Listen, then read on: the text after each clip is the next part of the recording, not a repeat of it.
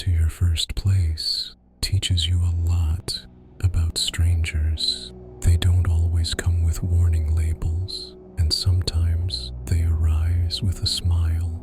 I was 22, broke but hopeful, obsessed with making a half-empty apartment feel like home. Craigslist felt like a treasure hunt. Sofas, lamps, gently used rugs that were clearly veterans of several lives. That night, I found it, a cream-colored couch that looked like it belonged to someone who kept fresh flowers and alphabetized their spices.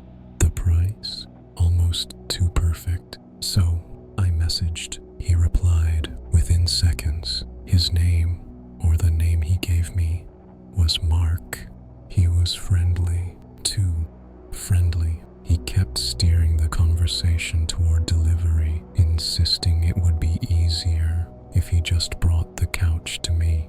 I told him I didn't want a stranger at my home, and that I'd drive over instead. There was a pause, the first drag in his quick, sunny replies, and then he sent an address with a thumbs-up emoji that somehow felt wrong. The neighborhood was quiet that evening, the kind of street that looks safe because the lawns are trimmed, but the house at the address, smaller than the photo suggested, dimmer too.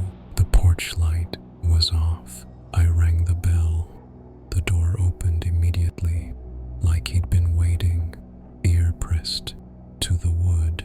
"Hey," he said. He had that rehearsed warmth some salespeople use.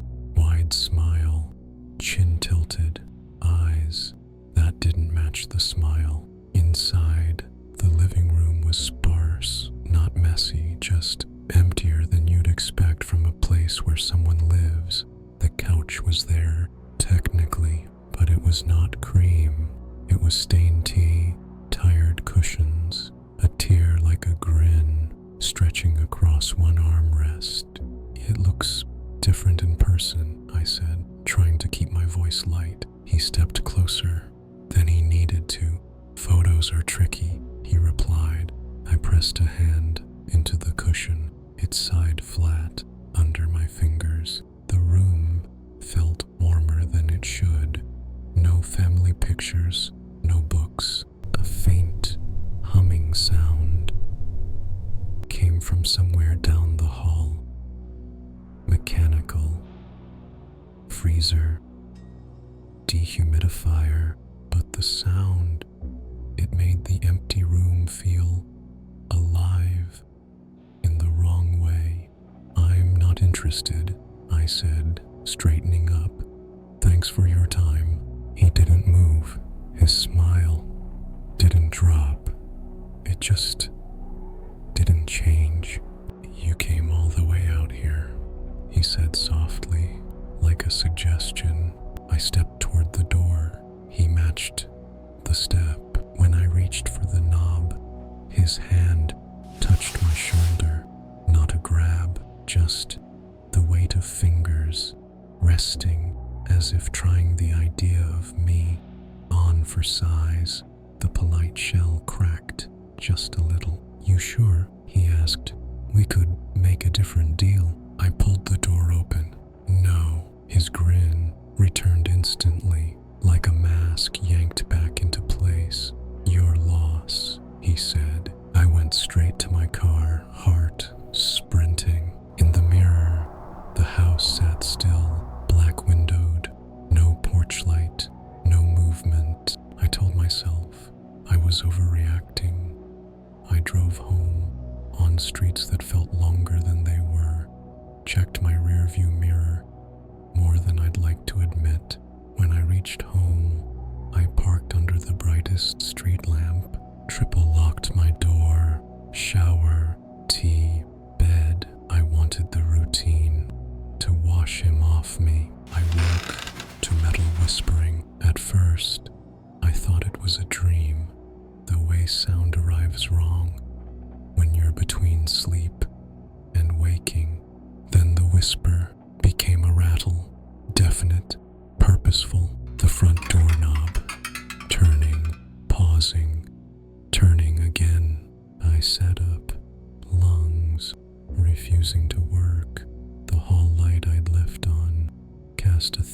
rectangle under my bedroom door. It brightened. No, it flickered, as if someone passed in front of it. I slid out of bed. The floor was cold. I didn't own a weapon unless you counted a curtain rod and bad choices. My phone lit up, my hands blue and shaking. 911. Someone's at my door, I whispered.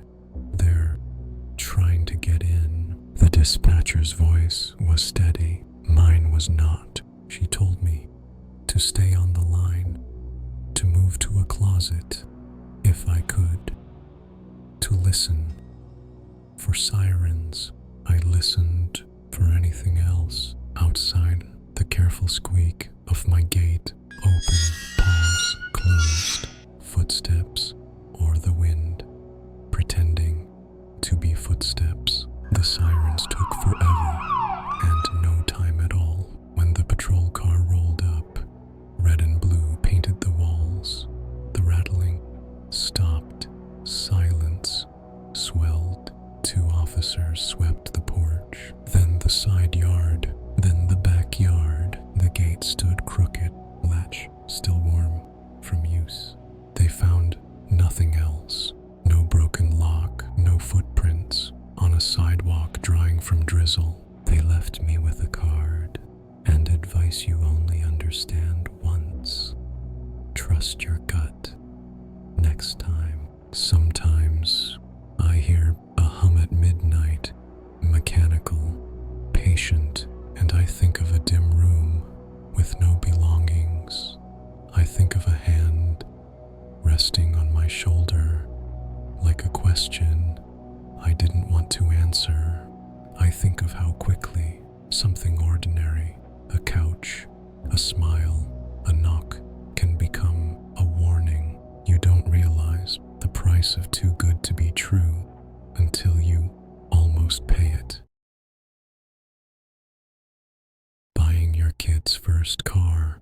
It's supposed to be exciting, a milestone. I wanted to find something safe, reliable, and within my budget, but that balance already felt impossible. My son's 18th birthday was coming up. I'd been searching for weeks. Dealerships, overpriced, big car sites like cars.com or eBay Motors, same story. It felt like every decent car was thousands more than it should have been. Then I saw it, a Craigslist ad for a 2003 Toyota Camry, 67,000 miles, clean history, no accidents, no damage. The photos looked good, the description even better. Price tag $3,500. Too good to be true, but I wanted to believe.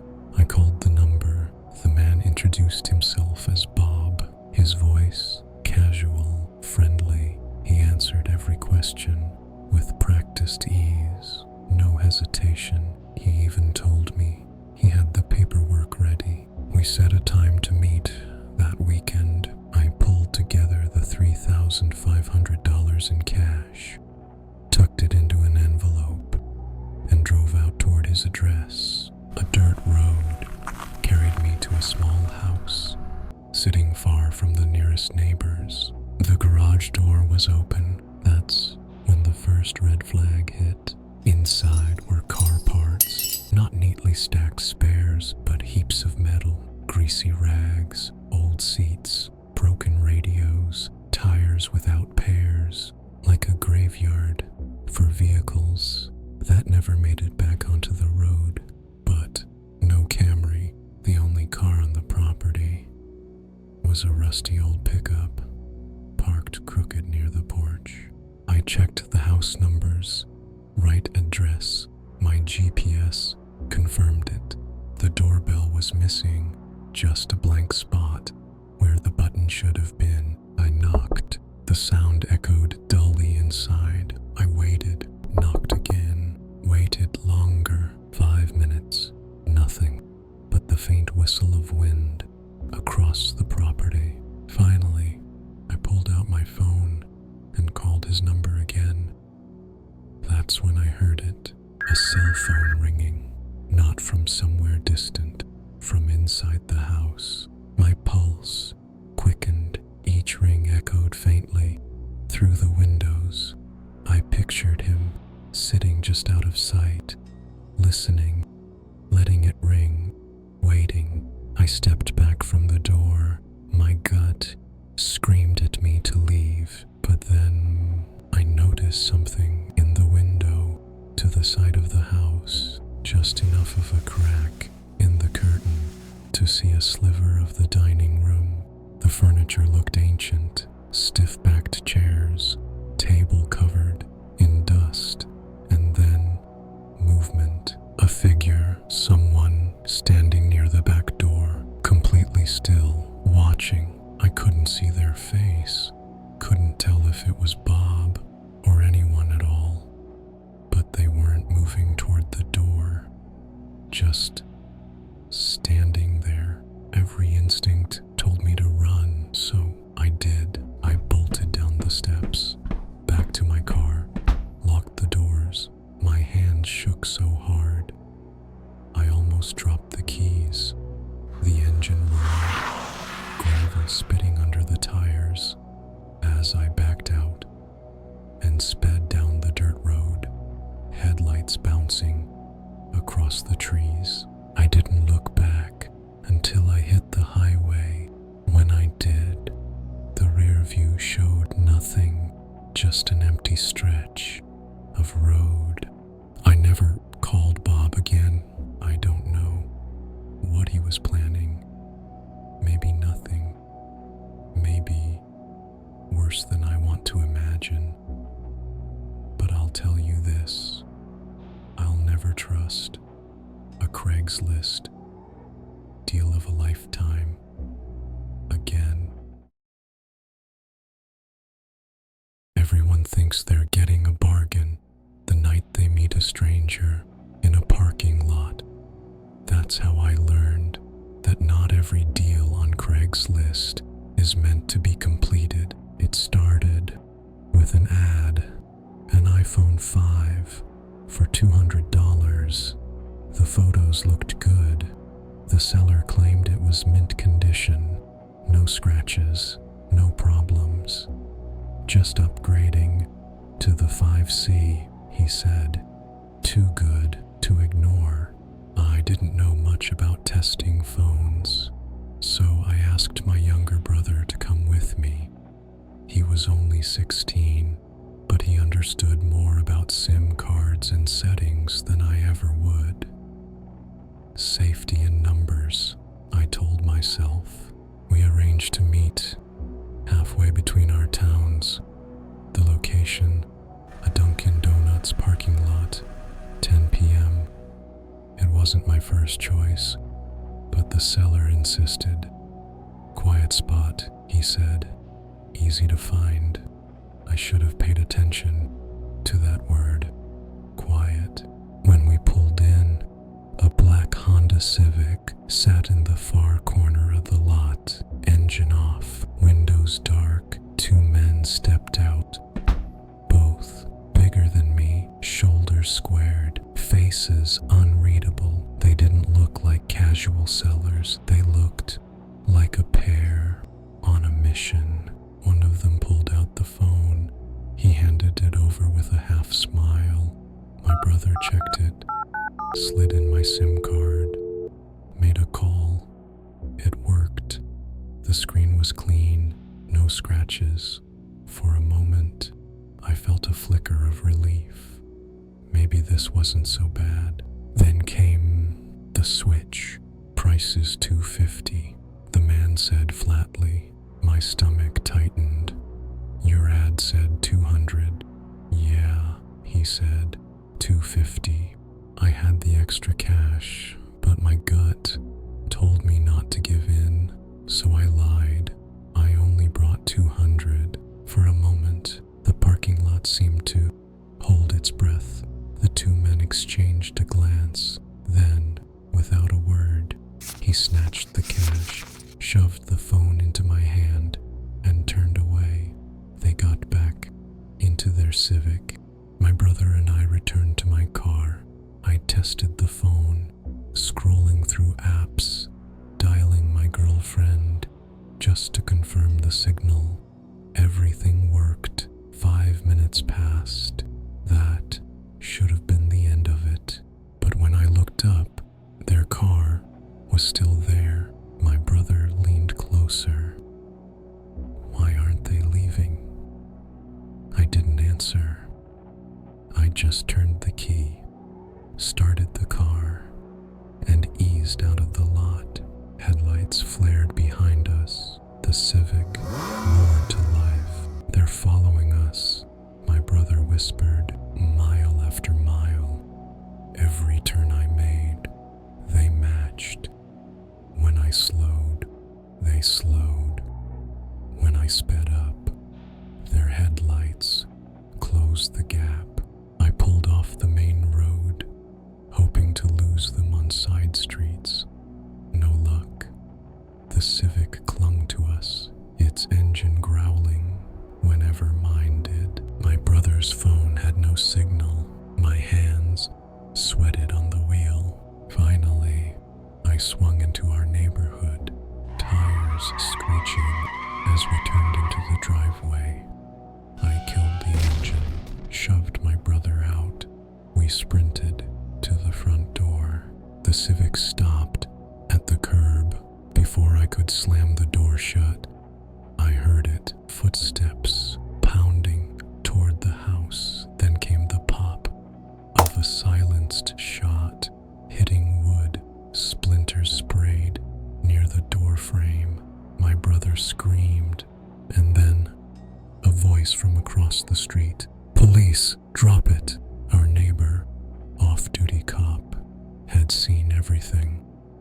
Red and blue lights erupted. Patrol cars swarmed in.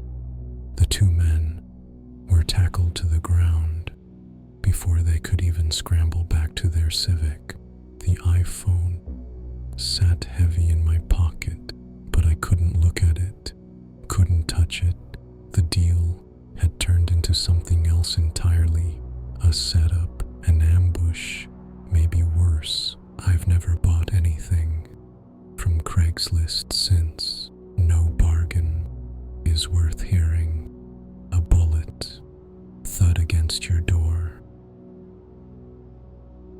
If you made it to the end, you're braver than most. Which of these Craigslist horror stories scared you the most? Comment below and don't forget to like, share, and subscribe for more terrifying encounters every week. Until next time, stay safe.